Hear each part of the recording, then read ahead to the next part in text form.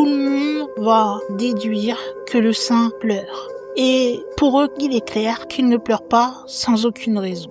De stupéfaction et par rapport à tous les gens qui commençaient à affluer à l'église, les fidèles vont décider de fermer temporairement l'église. Cela n'a pas empêché le lendemain l'exsudation de recommencer. Alors que d'autres tableaux avec d'autres images, dont Matteo, Marcos ou Lucas, eux, ils restaient totalement sèches. Donc ce n'était pas un phénomène qui était lié à tous les tableaux.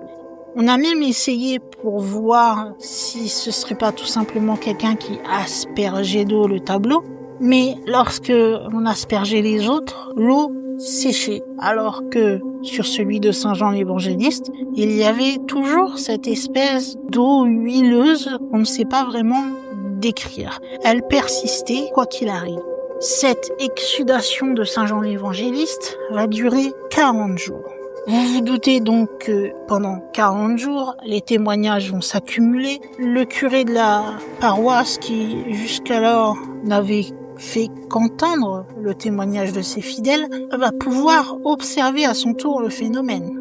Et du coup, un juge et plusieurs témoins vont alors officier un procès-verbal. Le seul problème, c'est qu'ils vont oublier de le signer.